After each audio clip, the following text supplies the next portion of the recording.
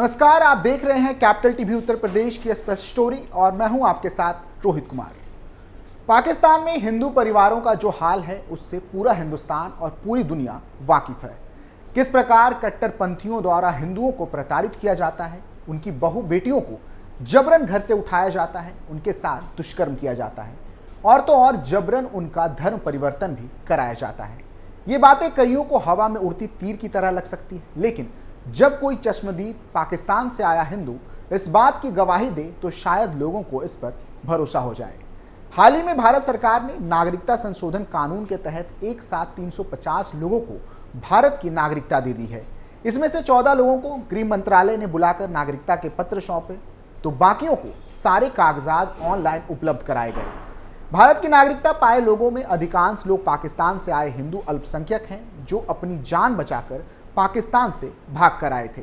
इन्हीं 350 लोगों में से एक भावना भी है जो पाकिस्तान से भागकर आई थी। भावना ने पाकिस्तान में हिंदुओं के हालात को लेकर जो खुलासे किए हैं वो बेहद ही चौंकाने वाले हैं। हालांकि पाकिस्तान इन आरोपों को सदैव से इनकार करता आया है। दिल्ली के आदर्श नगर में रह रही भावना ने कहा, वहां हमें बहुत मुश्किलें झेलनी पड़ती थी। लड़कियां पढ़ नहीं सकती और घरों से बाहर निकलना तो मुश्किल होता है। मुस्लिम हिंदू लड़कियों को किडनैप कर लेते हैं और उन्हें जबरन इस्लाम कबूल करवाने की कोशिश की जाती है। लड़कियों को इतना खौफ रहता है कि वे घरों से बाहर नहीं निकलती। मैं काफ़ी छोटी थी तब से यही हूँ। मुझे तो पाकिस्तान के अपने घर के अलावा ज़्यादा कुछ याद नहीं। इसकी वजह यह भी थी कि घर से बाहर ही नहीं निकलती थी। अब भी हमारे तमाम रिश्तेदार वहाँ हैं जो भारत आना चाहते हैं, लेकिन उन्हें वीज़ा पाने में मुश्किलें हो रही हैं। पाकिस्तान से उत्पीड़न का शिकार होकर आए हिंदू परिवार की बेटी ने कहा कि हम अपने देश में लौटकर खुश हैं। भावना ने पीएम मोदी और अमित शाह को भी धन्यवाद दिया। भावना ने कहा कि वो आगे चलकर एक टीचर बनना चाहती हैं और महिलाओं को पढ़ाना चाहती हैं। वहाँ तो बहुत परेशानियाँ थी। लड़कियाँ वहाँ नहीं पढ़ नहीं पाती है, अपनी मर्जी से घर से बाहर नहीं निकल सकती है। और जो लोग कहीं तीर्थ वगैरह करने जाते हैं तो लड़कियाँ वहाँ पढ़ी लिखी नहीं है। कभी भटक जाती है तो मुसलमान उनको उठा लेते हैं और धर्म परिवर्तन करवाते हैं। लड़कियों को धर्म परिवर्तन करवाते हैं, इसलिए लड़कियाँ वहाँ बहुत डरती है, इतना डरती है घर से भी बाहर नहीं निकलती है। मैं बचपन में थी, छोटी थी, वहाँ मेरे को कुछ भी वहाँ का याद नहीं है अपने घर के सिवा, क्योंकि वहाँ मैं अपने घर में ही रही हूँ तो मेरे को थोड़ा बहुत वही याद है बस। तो वहाँ पर काफी परेशान करते थे पाकिस्तान के लोग। यहाँ पे कितने ज्यादा हिंदू थे, कैसे रहते थे आप लोग पाकिस्तान में? वहाँ तो बहुत हिंदू थे। हम जैसे ये बस्ती बन रखी है वैसे ही वहाँ बहुत लोग हैं। कई लोग तो आधे यहाँ आ गए और बहुत हमारे परिवार पीछे, वो भी आना चाहता है लेकिन वो भी आ नहीं आ रहे। उनको मतलब ना वो पासपोर्ट अभी वीज़ा ने मिलने में बहुत दिक्कत आ रही है। वहाँ अभी महंगाई बहुत बढ़ गई है। लोग मजदूरी का काम करते हैं, 500 उनको तारीख मिलती है तो वो अपना आटा वगैरह खरीदते हैं और पैसे उनको मिलते नहीं है तो वो कागजात वगैरह बनवाए। और जो लोग बनवा रहे हैं उनको तो 3-4 बार उनने पैसे भरवाए, कागजात जमा करवाए, लेकिन उनको तभी भी वीज़ा नहीं मिल रही। तो भारत आने के बाद किस तरह की राहत आपको लगी कि हाँ आप अपने देश में आ गए हो? हमें तो बहुत अच्छा लगा, हमें अपने देश में आए और हिंदू भाई और श्री नरेंद्र मोदी ने हमारी इतनी मदद की है। हमारे हिंदू भाई इतने यहाँ आते हैं कैंप में, हमारी मदद करते हैं, हमें आगे बढ़ने का मतलब हौसला बढ़ाते हैं हमारा। और हम तो इनका ही धन्यवाद करते हैं, मोदी जी, श्री नरेंद्र मोदी जी का और अमित शाह का। तो पढ़ाई जब आप करते थे यहाँ आपने पढ़ाई की, हाँ। किस क्लास से पढ़ाई शुरू करी और अब क्या शिक्षा का स्तर है आपका? मैंने 5th क्लास से की है। पहले 5th क्लास पढ़ी, फिर 6, फिर 7 में और 8 में वो लॉकडाउन था तो बिल्कुल भी पढ़ाई नहीं की थी मैंने। फिर 9th से मैं पढ़ रही हूँ। अभी 11th में 10th का बोर्ड दिया था, अब 11th में एडमिशन होगा। यहाँ आगे भविष्य में क्या सोचते हो, क्या बनना चाहते हो? मैं टीचर बनना चाहती हूँ और मेरा सपना यही है कि मैं यहाँ हमारी महिलाएं जो पढ़ी लिखी नहीं है उनको थोड़ा बहुत कराऊं, मतलब उनको साइन वाइन करना आना चाहिए और जो हमारे बस्ती के लोग हैं उन्हें आगे। इसके अलावा दिल्ली के मजनू का टीला में रहने वाली मीरा को भी भारत की नागरिकता मिल गई है। सीए के माध्यम से नागरिकता मिलने के बाद मीरा ने कहा, हमने 3-4 साल पहले नागरिकता के लिए आवेदन किया था। हमें आए हुए 8 से 9 साल हो गए थे। जब यह घोषणा की गई कि हमें नागरिकता मिलेगी, हमने अपनी पोती का नाम भी नागरिकता रखा है। कल जब हमें नागरिकता मिली तो हमने भगवान कृष्ण को मिठाइयां अर्पित की और विशेष भोजन भी तैयार किया। इसके अलावा दिल्ली में ही रहने वाले शीतल दास को भी भारत की नागरिकता दी गई। शीतल दास 5 अक्टूबर 2013 को पाकिस्तान छोड़कर दिल्ली पहुंचे थे, तब से वो यहीं रह गए। शीतल दास ने कहा, हमने पिछले महीने ही नागरिकता के लिए अप्लाई किया था और 15 मई को हमें नागरिकता भी मिल गई। अब हम सामान्य जीवन जी सकेंगे, काम कर सकेंगे और बच्चों को पढ़ा लिखा सकेंगे। अब हमारे बच्चों का भविष्य भी सुधर जाएगा। तो वहीं यशोधरा नाम की महिला ने कहा कि हम 2013 में आए थे, लेकिन हमारे पास पानी और बिजली की सुविधा तक नहीं थी। हमने नागरिकता के लिए काफ़ी कोशिश की, लेकिन अब जाकर नागरिकता मिल पाई है। हमारा तो जो हुआ वो हुआ, हमारे बच्चे का भविष्य संवर जाएगा। हम बहुत खुश हैं। प्रधानमंत्री नरेंद्र मोदी जी को बहुत शुक्रिया।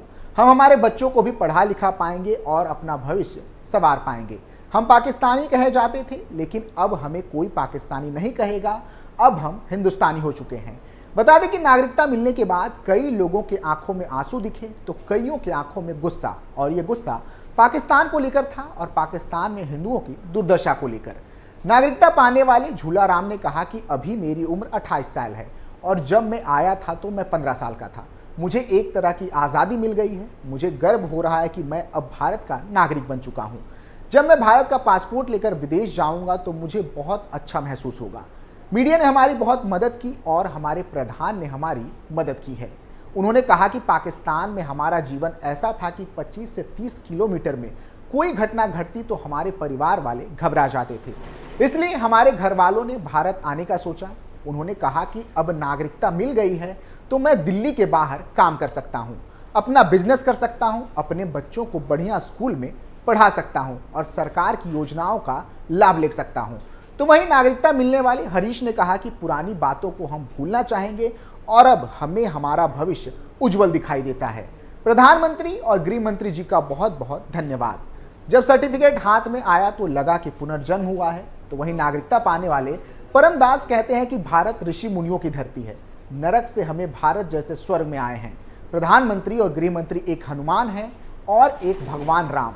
लोग कहते हैं कि पाकिस्तानी पाकिस्तानी, यह एक कलंक था पाकिस्तान का और आज हमारा ये कलंक मिट चुका है।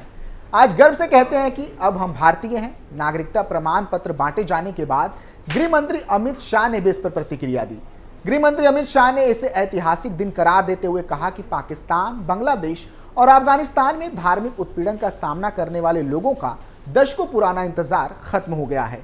एक आधिकारिक प्रवक्ता ने बताया कि केंद्रीय गृह सचिव अजय कुमार भल्ला ने एक निर्दिष्ट पोर्टल के माध्यम से आवेदनों पर ऑनलाइन मंजूरी के बाद 14 लोगों को प्रमाण पत्र सौंपे।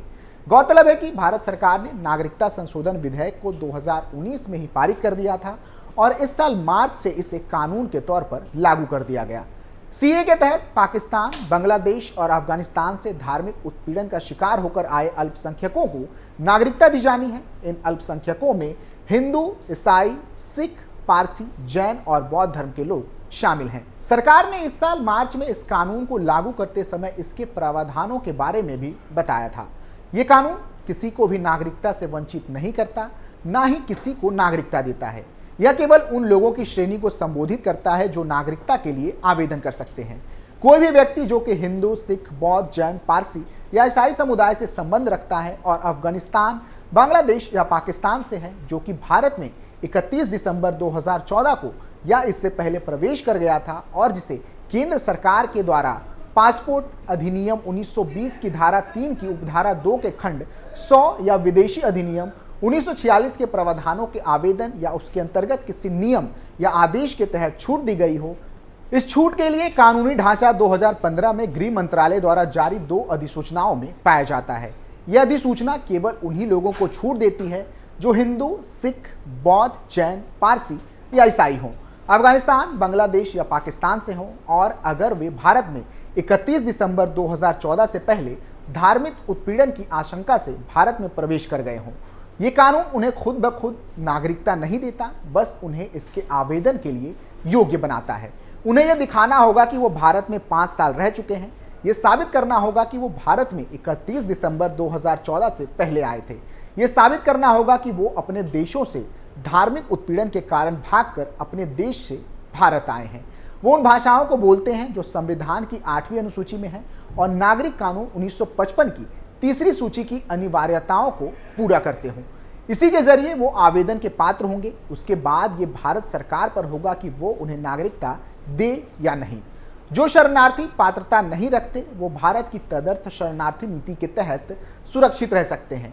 यहाँ शरणार्थियों को भारत में रहने के लिए लंबी अवधि के स्टे वीजा जारी किए जाते हैं। यूएन रेफ्यूजी एजेंसी UNHCR के अनुसार भारत में म्यांमार, श्रीलंका, अफगानिस्तान आदि देशों के बहुत से शरणार्थी आराम से रह रहे हैं। सरकार का कहना है कि ये कानून मुस्लिम शरणार्थियों को कवर नहीं करता, क्योंकि हमारी स्थिति ये है कि जब हालात उनके लिए सुरक्षित हो जाएगी तब शरणार्थी अपने घर वापस लौट सकते हैं और लौट जाना चाहिए। इस कानून को लेकर सबसे बड़ा विवाद ये है कि ये कानून मुसलमानों के साथ भेदभाव करता है, जिसको लेकर सरकार कई बार अपना पक्ष भी रख चुकी है। सरकार का पक्ष रहा है कि ये कानून मुस्लिमों के खिलाफ नहीं है। जो भी शख्स भारत में है, क्योंकि वो अत्याचार के चलते यहाँ आया है, उसे वापस उसी जगह भेजा जाएगा। इसका मतलब ये नहीं माना जाना चाहिए कि वो कभी यहाँ नागरिकता के योग्य होंगे। वो लोग जिन पर अत्याचार स्थायी है उन्हें सुरक्षा दी जाएगी। फिर भी अगर चीजें अगले 50 सालों में शरणार्थियों के लिए बेहतर नहीं होती है तो हमें अतिरिक्त तदर्थ संविधान के कानून के तहत उनकी सुरक्षा को बढ़ाने की जरूरत होगी। लेकिन फिलहाल ये सरकार की नीति नहीं है। अभी के लिए इतना ही। आप देखते रहिए कैपिटल टीवी उत्तर प्रदेश। नमस्कार।